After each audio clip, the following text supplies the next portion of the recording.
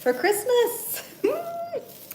So all you need is a plain, like this is a grapevine wreath. You can get it any fabric or craft store. So I got mine at a place called Ben Franklin.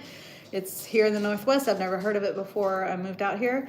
You can go to Hobby Lobby or Joann's, maybe Joann's. I don't know if they do that. Michael's. You just want something that's plain, okay? You can pick any size. And then I just use garland. Now in the past I've used cut branches, and that's fine too, but it's like, it's just such a lot of effort. And this is really simple and easy, and I can do it year round, like year after year after year. So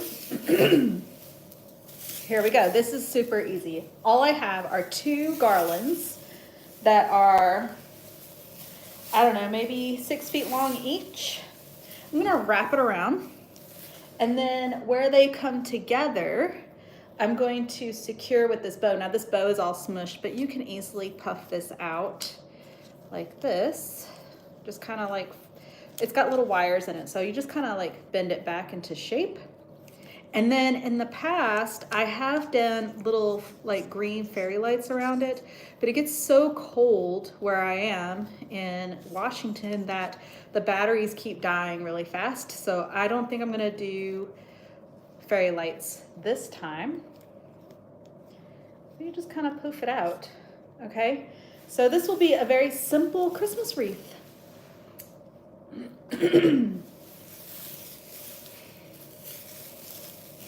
So, I don't know, this one's kind of like misshapen, but you can kind of shape it back. I don't really care that much. And I'm just gonna find a spot, and this is a pretty bulky garland, so I don't have to wrap it really tight around itself. And if a little bit of the bark shows, that's fine, because from a distance, no one's going to see that. Now, the easiest way to wrap, so you're not just pulling through, is to bunch it up already. Have it pre-bunched, and then just kind of go around, and it will more easily go through. Another thing is, I'm not using any tape or twist ties. This kind of sticks to the bark really easily because this is grapevine. It's got a lot of little pointy pieces. So just be careful because it might poke you a little bit, but that's okay. Wear gloves if you need to. I don't need to wear gloves. So I'm just gonna simply wrap this around. And I have to use both garlands because 1 6-foot garland is not long enough. I tried this last year with just the one and I couldn't get it all the way around without showing too much bark. And I got these for free. So anytime someone gifts me something and they decorate the gift basket with garland or a reusable gift bag or whatever, I save it in my Christmas box. I have a ton of stuff. I probably have too much stuff, to be honest with you. But this was given as part of a gift box. It was a gift box like filler from my sister-in-law. And I've reused this garland multiple times on trees and on banisters and what have you.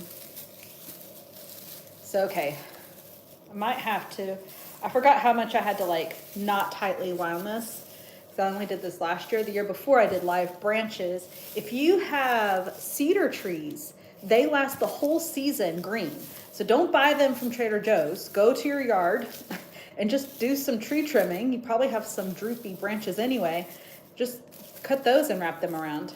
All right, so now we're halfway. I could stop here. If you want like a half done look, I know that's popular where you have like the more earth aesthetic. You could do the garland on the bottom and you could do like ornaments on the top part or bows or whatever you want to do.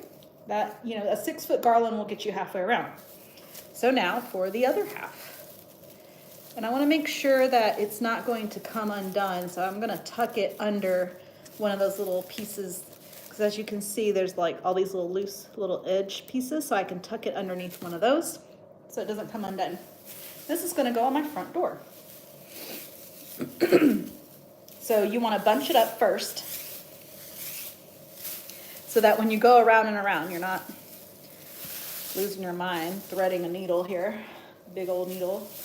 And I was going this way, so I want to find my end again and repeat that same pattern. So this was going like this.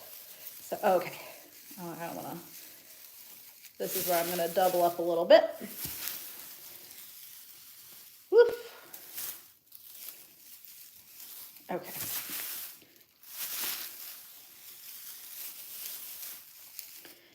And if you've got really poofy garland, you really don't have to go tight.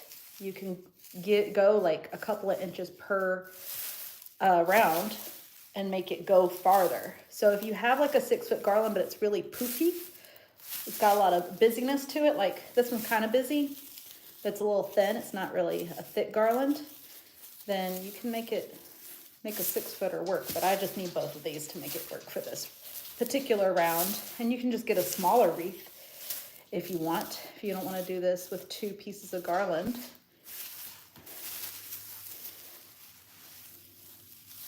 And this is such a simple craft. It really takes no time at all. We're 6 minutes into this live and I'm almost done. This is probably a less than 10-minute craft, a true 10-minute craft. Not like that fake website that just teaches you how to burn your house down. Oh, I have extra.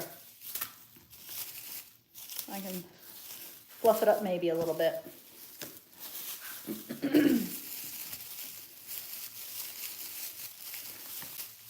Go over it a second time, a little bit.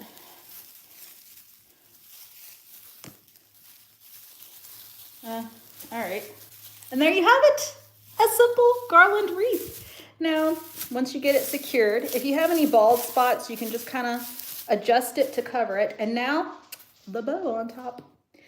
Pick wherever you want the bow to go. It's gonna be on your top part of your round. So whatever you want that top part to be. I made sure to get a bow that already had twist ties. That makes it a lot easier. And I just kind of find a spot and twist tie it around.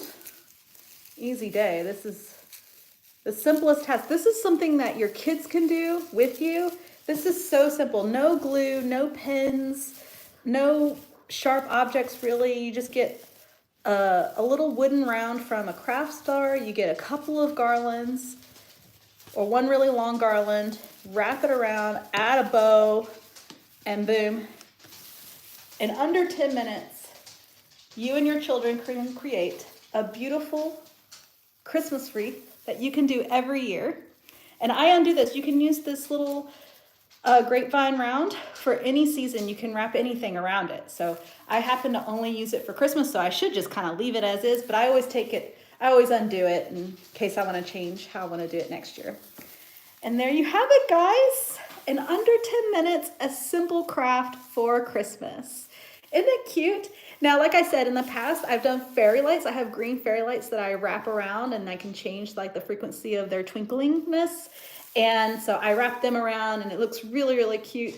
But when it gets really cold, the batteries die so fast. They don't last very long. And I haven't quite figured out how to best insulate the batteries. I think what I'm going to do is I'm going to get one of those aluminum, they look like aluminum foil bubble wraps. Put it around the battery pack to insulate it. That will make the batteries last longer throughout the season.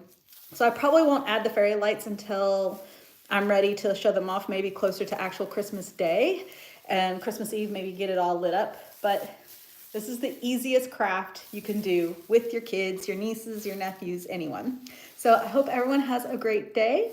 Merry Christmas, happy holidays, and see you guys on the next live.